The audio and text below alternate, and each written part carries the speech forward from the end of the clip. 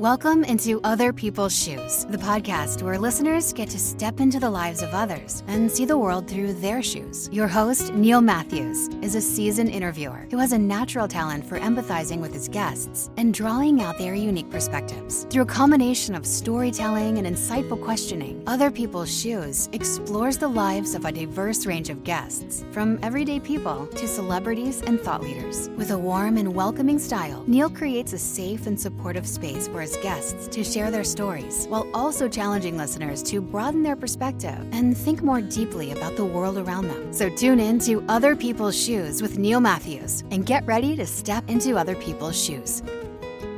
Hey, come take a walk with me, not like you used to do something different and put yourself in other people's shoes. Open up your mind and open up your eyes and change your direction. Your perspective.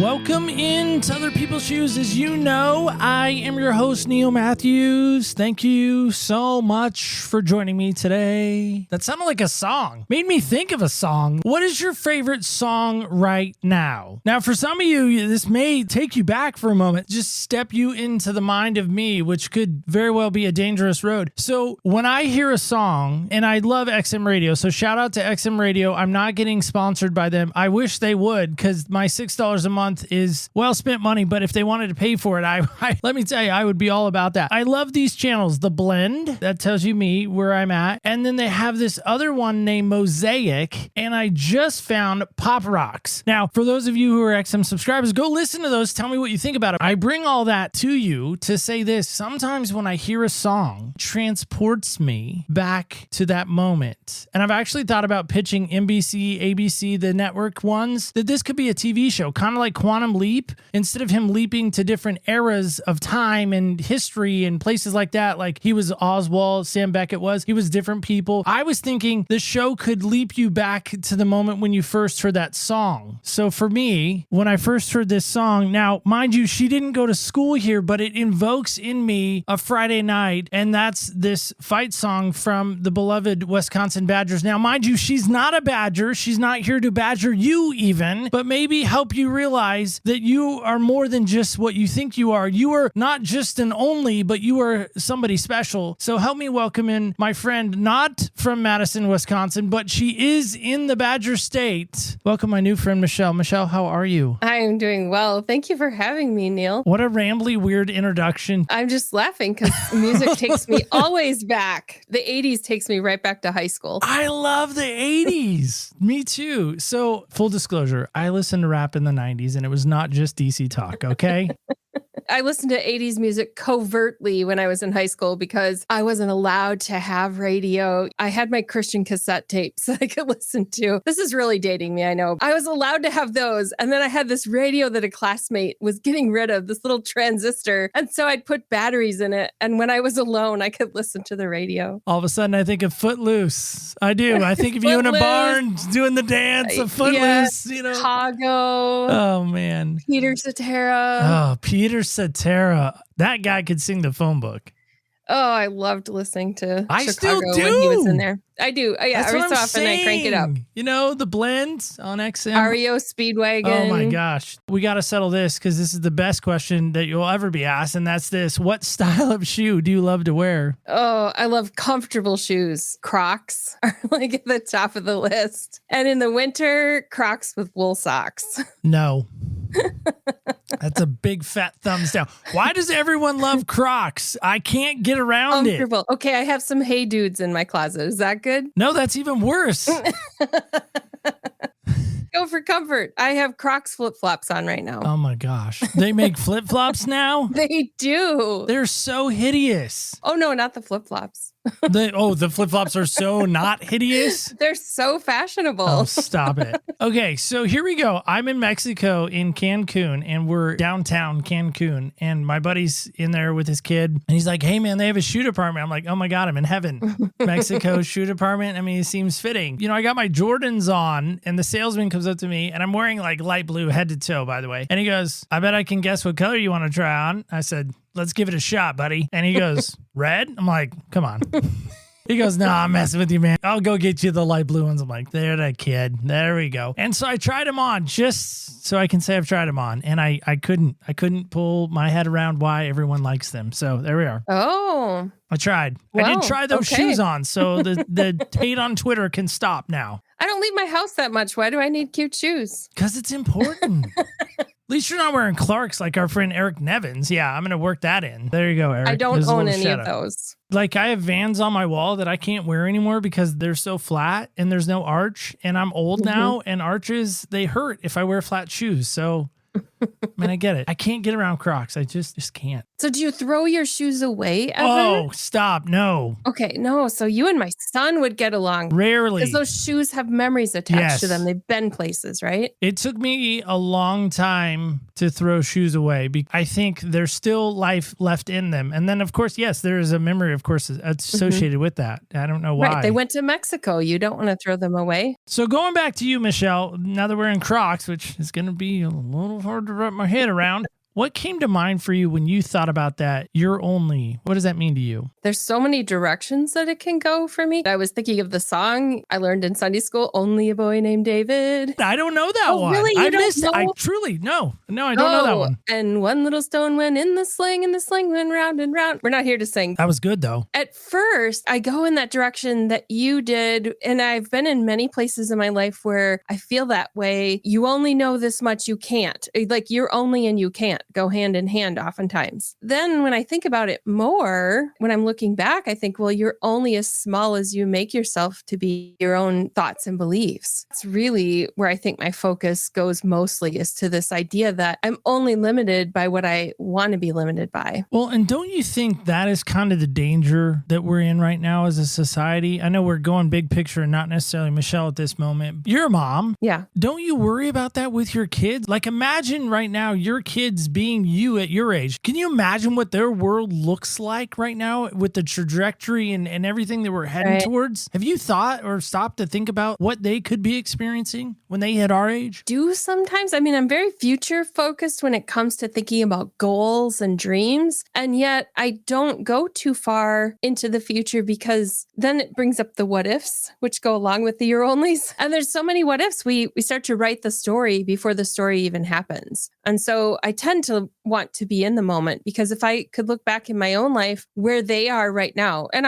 I'm not afraid to share my age. I'm 54. My kids are 28 and 30. And when I was 28, I already had my two kids. I was a stay-at-home mom at that time. I had, prior to that, had this goal of this whole career as a registered nurse. I finished college. I started working as a registered nurse and then decided I wanted to stay home with the kids. Looked nothing like the career path that I planned on going. That meant giving up a lot of things. Meant giving up my dreams of building a new house and all those things. I want to encourage them to pivot whenever God calls them to pivot, and to not be limited by what we thought the plan should be. And that's how I ended up in nursing school in the first place, was doing what people told me I should do. I ended up pursuing that degree because somebody said, you're good at science. There's a need for nurses, so you should pursue this. I wanted my kids to have that open door of pursuing whatever they wanted to, even if it wasn't the career that paid a lot of money. I wanted them to do what they wanted to do. And they are both teachers. And I don't know if you're familiar with that, but teachers don't get paid a lot of money. So it was like, all right, if that's what you want to do, I will support you all the way. The idea that they have the freedom to pivot, because I think so many times our kids see us and they think, well, mom and dad are going to be disappointed if I don't do X. Mom and dad are going to be mad if I don't do whatever. And it's like, no, we want you to just be successful human beings. We want you to be a contributing member to society in a positive way and not be a tool or a jerk. Right. And I think that's what every parent wants. At least that's what I want. And I think most parents want that. The hard part, I think, maybe comes in for you is you mentioned kind of along the way people saying, Michelle, you need to be doing this, or Michelle, you need to be doing that. Michelle, you're only going to be as good as this if you don't do this. Talk about that for you. Why do you think those voices maybe had a more elevated or amplified way into your head? It was me looking at what society defines as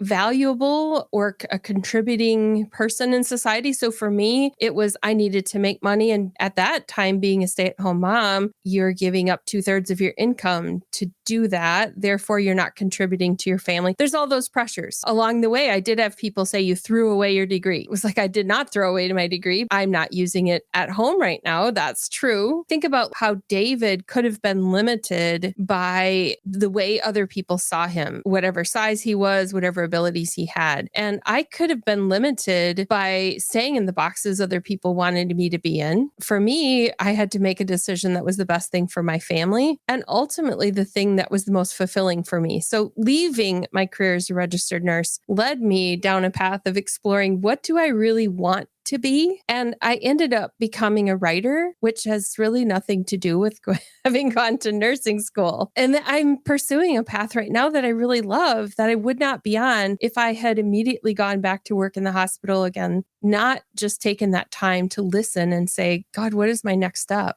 Well, and again, I think so many times when we start down a path, we have people come along that I think mean well. They really do mean well. Some don't, but I think for the most part, people mean well. And they think, well, if you continue down this road, there's going to be continued success and all this stuff. And sometimes you hear about the doctor who's working at Johns Hopkins, and he basically cashes in his ticket, his lottery ticket, if you will, and goes to like Rwanda or some Haiti or some place like that and does free medical care or opens up a clinic and does free care for everyone.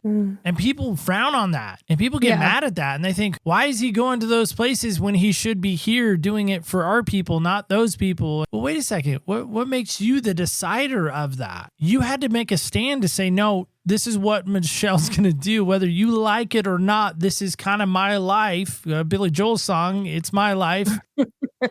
You can go live your life, but this is not on my time. I think you know the song, maybe.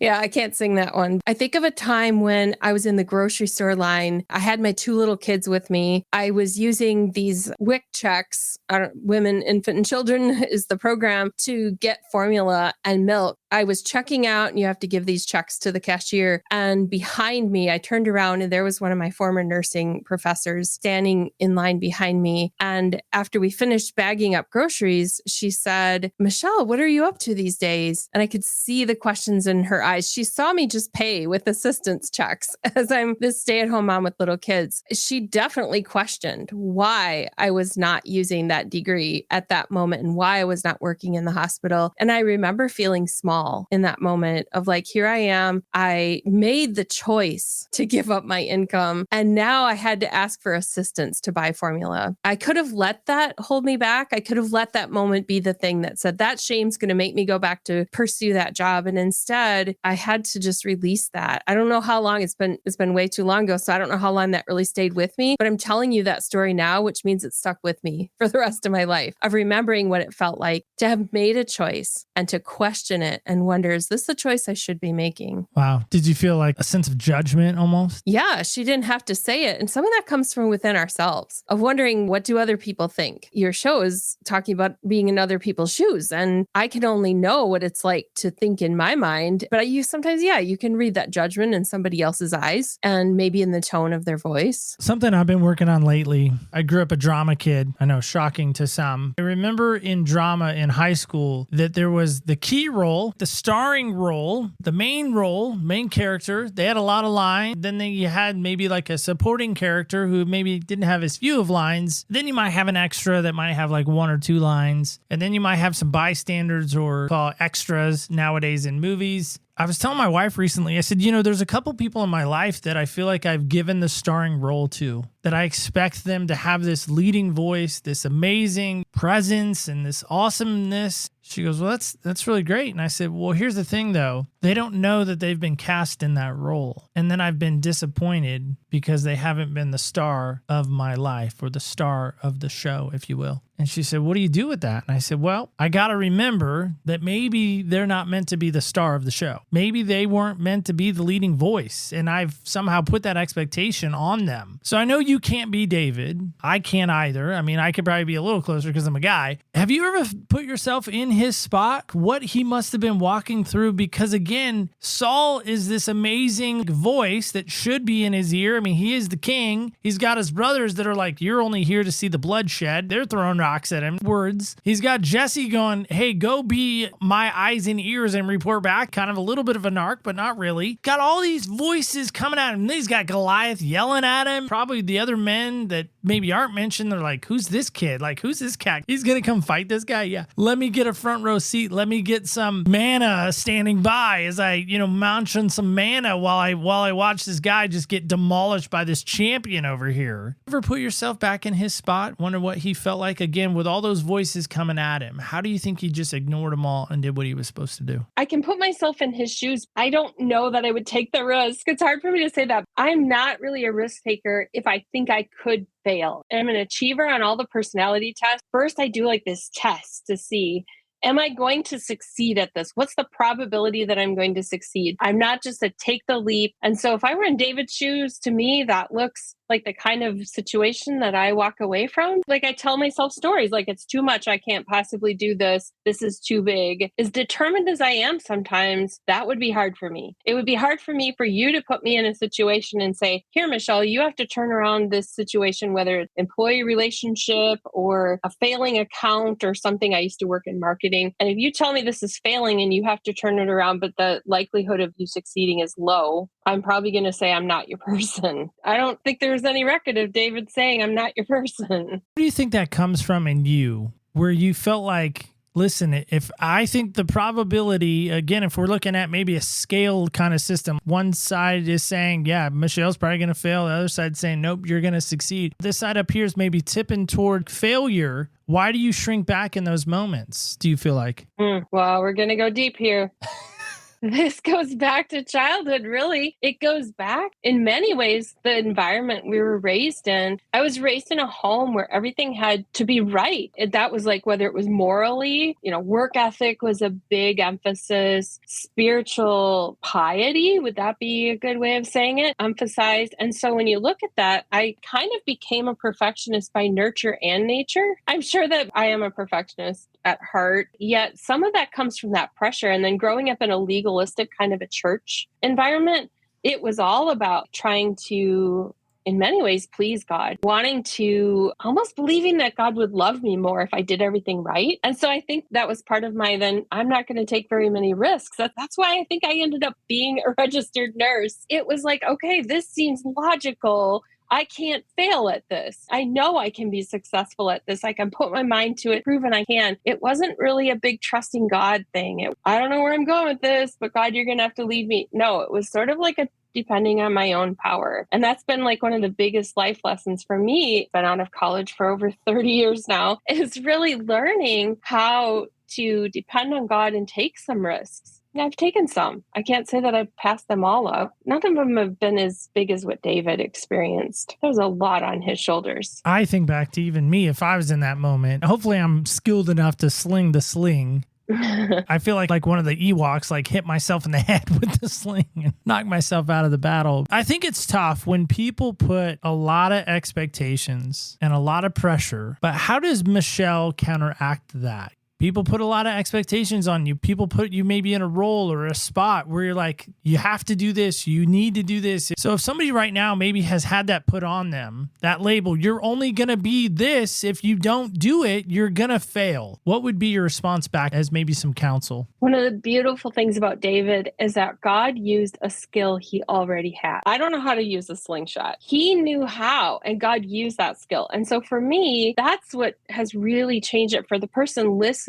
It's listening to what skills God has equipped you with and then looking for where you can use those. So here's my example. 20 years ago, I went to my first writers conference and I knew I wanted to be a writer. Really didn't know what that was going to look like. I had no idea what the journey was going to look like. And along the way, I learned some things about independently publishing versus going the traditional route. And I chose to go a very unpopular route 20 years ago that is now a lot more accepted. And I remember being very confident in it throughout this entire journey, even though there were people who were like, I don't know, that's cheater way to go. There's all this criticism about being independently published. And I just knew that God was using the skills that he gave me to develop something in me. And so I had this confidence about the fact that he was leading me forward. So for the person listening, look at what your skills are that God has equipped you with. Is there a nudge in some direction that you've been saying, oh, no, I'm only? That's to me where the sign is. God uses the things he's already gifted us with. You know what, Michelle? That sounds great for you.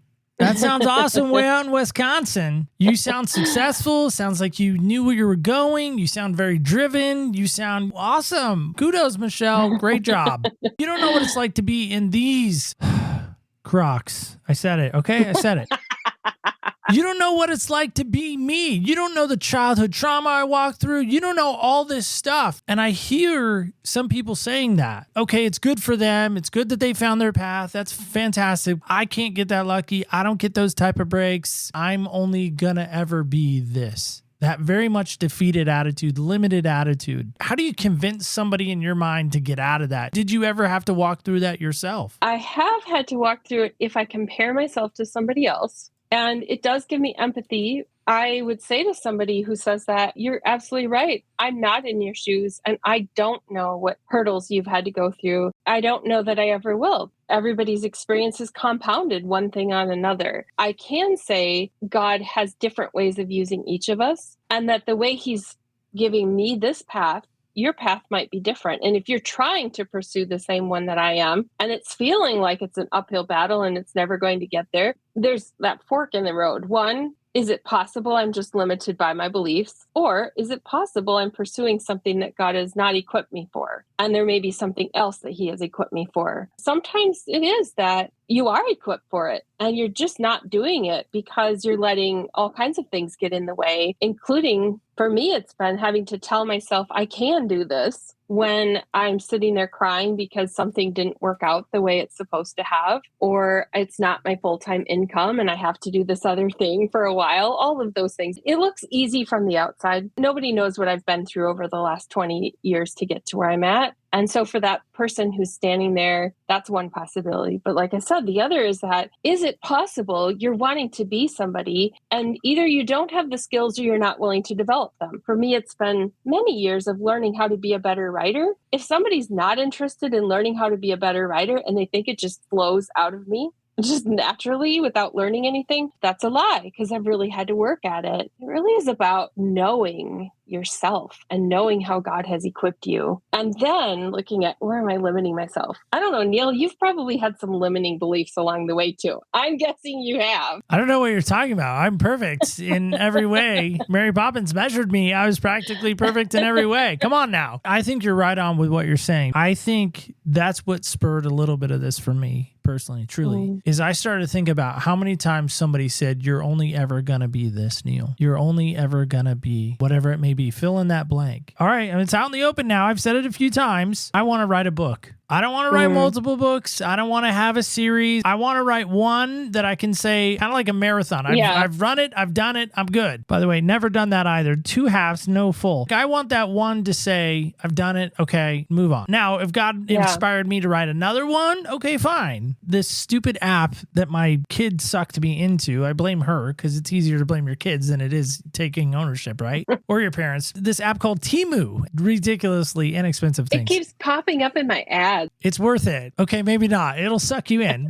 The stuff is very, I should say, cheap or very inexpensive. Bought a digital recorder. Mm-hmm. The idea is I'm going to sit in my car at lunchtime for an hour every day with the windows down because it's really hot here in Oregon and really cold sometimes. We have the two extremes, and commit to recording an hour every day of a book idea that I have. I have chapters. I have a name. I have all of it. So many times people told me, Neil, you'll never be able to do that. You're only going to be able to do this. It sucked. I mean, didn't it suck for you when people started saying, Michelle, you're only ever going to be? Yeah. And do you think that changed you as a parent? Definitely not for my parents. They didn't go one way or the other. They didn't really say, you can do anything. It was sort of like, just work hard. And that, to me, that was a good thing because they didn't limit me. I'll give you an example because I've been married to my husband for over 30 years. he was limited by what some teachers had told him. I do have the fortune of having been a good student. In school, I never had anybody tell me you can't do these things. In watching him, what it's like for him to battle that through of having somebody tell him you'll never do this or that. And he's open about this. So he would give me permission to say this about dyslexia and those kinds of things where it's like, you'll never do this because of this. And yet he and I co-wrote a book together, and he's not a writer. So we did something similar to what you're doing with the audio part. Was I wrote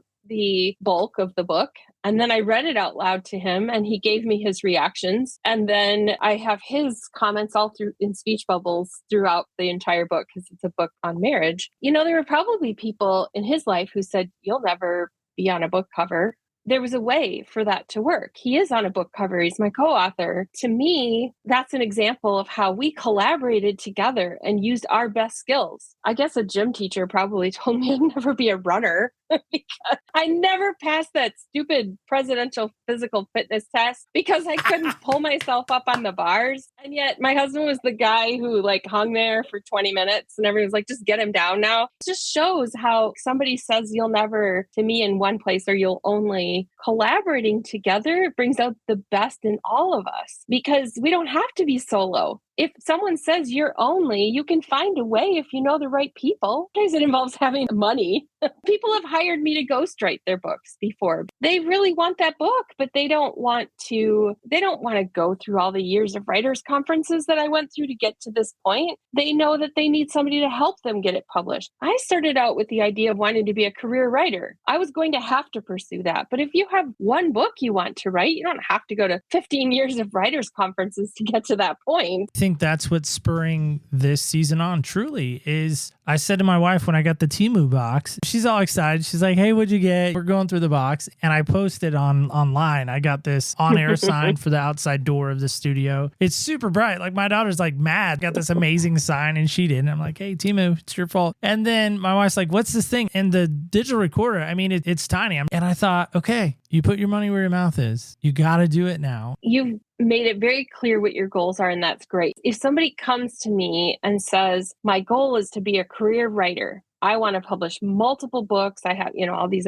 then there's a path you have to go to be able to do that, unless you have unlimited funds. You're coming realistically saying, this is a goal I have, and I know where my gaps are. Think about when you're that soldier, when you're David, there's some gaps. Obviously, David had the power of God on his side, so this miraculous thing is different from a normal combat situation. In a normal combat situation, somebody has people who are covering their back, looking around. And so those are the people that you need then when you have this very specific goal. When you say, I don't have the skills to put a sentence together in a way that sells the book, but I have the fabulous ideas, then you need those people who are the ones filling in the gaps for you. That does take money sometimes. Sometimes you know the right people. Sometimes it takes bartering to get those things, but there is a way of doing those. I would rather see people nurtured to say throughout your entire life, you are going to be thrown into work situations. We're going to be in church leadership positions, all these places where we don't have all the skills we need to do those. We are going to need other people, and those people will have skills that we need. Honestly, sometimes those skills are people who teach me how to be more patient and more loving. Maybe I have the skill to organize a whole event. I don't know how to lead a team. So I want everybody to be right. Do it all my way. And so I need those people to also teach me other things. We can't all possibly have all the skills we need to do the thing that God is nudging us to do. But your husband, I'm sure, much like me, was told for a very long time, you can't do that. Where does Michelle find that added energy to then pass that out to him and to maybe others? Where do you get that from? Well, we go back to David, where he's hearing, you're only a boy, but,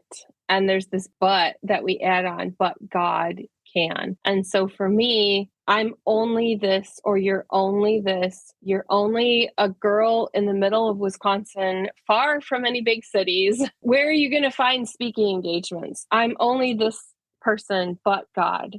Where am I going to find the connections I need? I'm only this, but God. And so for me, that's also part of my daily, when you get those the self-talk moments, the moments where I have to tell myself, we can do this, me and God, we can do this. It's when I stop believing that he has called me, when I start thinking I went the wrong way, I almost pivot in the wrong direction. And then I remind myself, but God had a plan. I know he had the plan, he had the power. And that's like a daily reminder. It's like those affirmations. I think back to the ones my husband and I used to like on Saturday Night Live. What was it? Stuart Smalley. You're pretty, you're kind, and gosh darn it, everyone loves you, or something like that. Like I'm messing it up. But yeah, it's not like that. That's what the conversations with God are like. I mean, it's me riding in the car and talking out loud to God and saying, I'm about to go do this thing that I don't think I can do. I know that you can. And so I'm going to ask you to take over. There have been so many times where I've gone to speak for a retreat or something, and it's been the worst week leading up to it. I feel like on the day I leave my house, nothing's organized. I can't do this. Nothing cohesive is going to come out of my mouth. And yet I have this total peace when I start that conversation with God, because I hear him, like you said, we sense him saying, don't worry, I've got this. I'm going to give you the clarity. It's going to come out the way it needs to come out. And every time he does it, every time he proves that I was all wrong about thinking I was going to like crash and burn. I'm good enough. I'm smart enough. And gosh darn it, people like me. There it is for you, for those Saturday Night Live fans out there. I wonder, is hearing too much of you can do it a bad thing? Yes. What's the danger in that? If you're not having trustworthy people say that, and they're telling you because they're saying what you want to hear. If somebody told me, you can run a half marathon, they're out of their mind, because I can't. If they want to tell me that, I don't even have the shoes for it, Neil. I don't have them. We can fix that. I can't do it in my Crocs. But if somebody says to me, you can do that, they're just saying that. They know I want to believe that. That's not helpful. We need to have trusted people around us who are going to speak the truth and in a loving way. They know that that's not the thing. They know maybe it's going to be too frustrating for me. And they know me well enough to say, there's a different thing you could do that's sort of similar to that. So here's the example. If I said, Neil, the only way for you to write a book is for you to sit down and type it onto a computer. It has to be in Word. Well, if that's something that you're not going to enjoy doing, and that's going to feel like drudgery, you're never going to do it. It needs to be somebody who says, here's another way maybe you could do that if you still want to achieve that goal. You can definitely have people who tell you the wrong thing. Well, I feel like we're on the Bible still. So let's stay in the Old Testament. I look at Job and his friends when they show up, and I wonder how great it was that they were there and how much of it just was they were just noise in the background. Mm-hmm. And so I love what you're saying there is finding that true north, that true voice that really is going to give a great balance and a great reality check. My wife's amazing. I still think she got the raw end of the deal sometimes. She is a great balance to me. She's great at saying, you know what? I think you're way off base here. But then we played golf the other day together and she's like, man, that was a fantastic shot. Like, great job. I'm like, who the heck are you? My husband, he believes in me too much. He would say, just go for it. You can do it. You can do anything. I'm like, no, I can't do everything. I know that he is my encourager, but he is not that person who will be the logical one. I have some friends, writer friends. I'm in a couple of groups too. We need our people. For some people, it's a group at church or somewhere. Even your spouse can be too encouraging. He's afraid of telling me I can't do something. I mean, maybe we should talk. Him and I. Blink if you're in a safe place. Michelle's husband. Let's talk about your books. Which book was the hardest? Which was the funnest? Is that a word? More fun. I know funnest isn't a word, but I don't know. I make up words, so I'm good with that. All right, there we go. So which one was the hardest? Which one was the funnest? And which one did you personally get the most? The hardest was the first one, called The Repurposed and Upcycled Life. The hardest was that it took me a long time to do it. I was still learning how to write. I didn't know what direction I was going in. And I was starting to tell some stories that I hadn't told before. For me, it was like, what do I tell? What do I not tell? You have to be kind of careful in a book. You can't just spill everything about everybody you know. And I tempered that with some humor. But yeah, that was the hardest one. I had never done it before. And I started out writing articles. I said I would not write a book, but I didn't have one in me. I was so wrong. So that was the hardest. The most fun, probably Classic Marriage, the one I talked about with my husband. That one also took a while. it was hard and fun at the same time. It was difficult in that I started writing it and didn't publish it when I thought I was going to, because there were pieces of our own relationship that were not finished. It's obviously not finished yet, but there was some things we had not worked through. Went to this marriage seminar at our church. Everybody was like at tables, dinner together, and then you discuss together, everyone at their own little tables. So we had this discussion, and it asked us to talk about some things we had just swept under the rug and left unfinished because we didn't want to deal with. That is so hard to have conversations about conflict you had in the past where you're trying to just pretend you never had it. But it was some of the best stuff that came out of that. And then it was fun to write, wow, I could not have written this before until we had talked through some things. And it was fun because when I'd read those chapters to Phil, he would give there's so much stuff that didn't go in the book. His comments, it was like, that's not going in the book. I'm censoring everything you say. So it was fun. And then the thing I learned the most was the newest one is a Bible study. It goes kind of deep into the life of the Apostle Paul. It's called Renewed, and it's the first part of a 4-part series of Bible studies. That one involved things like logo software and really getting into looking at scripture. That's my favorite, actually, because I really like helping people understand the Bible and have discussions around it in different ways than maybe the way they were discussing it when they grew up in church. I want to make people think. And sometimes there's no right or wrong answer. We want to give the Sunday school answer. I want people to feel safe in giving the answer that maybe is not what is popular, but it's what God is speaking to them. That's where I get in trouble. Yeah. Because I don't give the Sunday school answer. I'm like, well, I know this is conjecture. What if Paul, whatever. And they're like, no, Neil, no, sit back down. It's okay, though, if you have people who are willing to have that banter. I don't want to shut anyone's thinking process off. Let the Holy Spirit handle some of that. It's okay. That's what I like about some of the episodes you've had on your podcast, where you're willing to go to tough places and have discussions that maybe we wouldn't normally have. It's okay. You do it in a respectful way. And that's what's important. We express those ideas in a way that we can respect one another. Well, thank you. That's very kind. Sometimes I've gotten in trouble. My wife has even listened and said, why were you debating with them? Not a debate. It's a show. Like, it's my show. I can debate if I want to.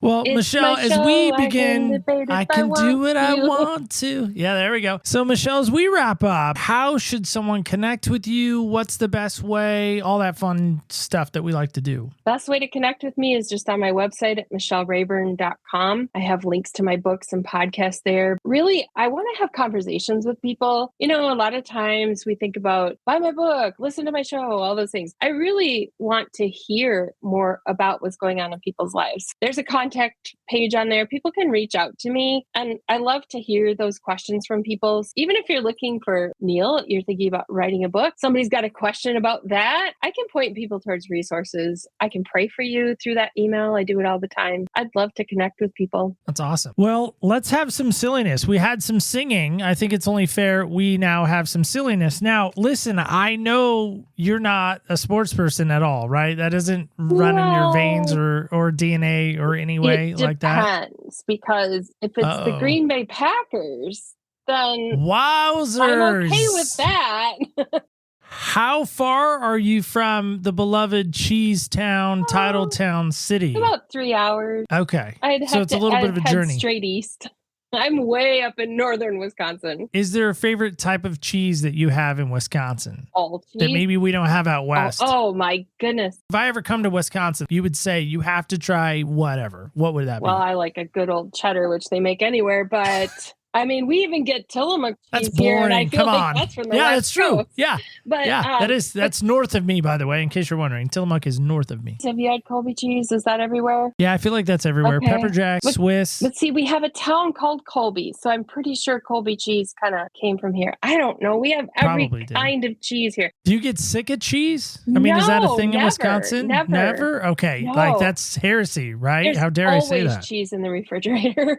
So thank you, Michelle, for being on today. It's only fair that we do some silliness. So here we are, Senseless. It's our end of the show little game. Not a game. It's our little silliness that we love to do. 6 random questions. I brought a cup. It is a North Carolina cup. So if you were ever in the Tar Heel State near Chapel Hill, you'll always think, Neil wishes he could be here right now. And here I am. I don't know. Maybe you won't say that, but you should say that. So I'm going to roll. I know you brought a cup, but no die. So here I go. I'm going to roll for you. All right, number 2, brand new questions straight off the printer. Here we are. Number 2 is this: 2 people you want to hug. Oh, wow. Past, living. You interpret that how you interpret that. Oh, well, I'm going to go a little sentimental with the first one. All right. I would hug my grandma. Oh, wow. Who is no longer living. She had the best hugs. She was a curvy woman. You could just melt into her arms. And we had this little game we played, Touched You Last. Whenever I saw her, we try to see who could touch the person last and then run away. And then she would win with her cane. So I'd play that little game and get that hug from her again. And I probably wouldn't run away. I would probably let her touch me last. So that would be one person. Oh, who else would I want to hug? I'm not as much of a hugger. So interestingly enough, I'm more likely to give a fist bump. Oh, these are tough questions, Neil. Okay, I'm going to go sentimental again. I would never turn down a hug from my sister. She lives in California. I would teleport her here if I could hug her because it's not the same when you're texting through the phone. Totally sentimental there. That's who I would hug. Well, guys and gals, kids and campers alike, that's it. That's all. That is our show today. I don't know about anybody else. I love Michelle. Like, what the heck were we doing like all this time? Like, she was just waiting in the wings for us. She's such a gem. Did you guys grab that too? If you didn't, seriously, go back and rewind. That was like podcast gold. That's what we call that. And no, you don't have to be a gold membership to listen. Stop it. But I hope you grabbed onto something that she said that was kind of interesting. Who is limiting you and who gets to be that voice that limits you? I mean, there is a danger, of course, of always hearing you're awesome and you're amazing. I get that too. I mean, listen, I would love that every single day. It would probably wreck me on some levels. I'm sure for you as well. But I love the idea of finding those people around you to really spur you on and really encourage you on to something amazing. Find the people around you. And if you can't, guess what? I bet my new friend Michelle, sort of old friend, new friend, old friend, I bet you she could help you in that regard as well. She's really good at that. Point you in the right direction. Who knows? Maybe she could even be that person for you so you can find somebody. Take that to heart. Remember this. Don't ever forget. Remember, when you walk in other people's shoes, you really do get a different perspective on life. Thank you so much for listening. Stay tuned till next week when we walk in other people's shoes.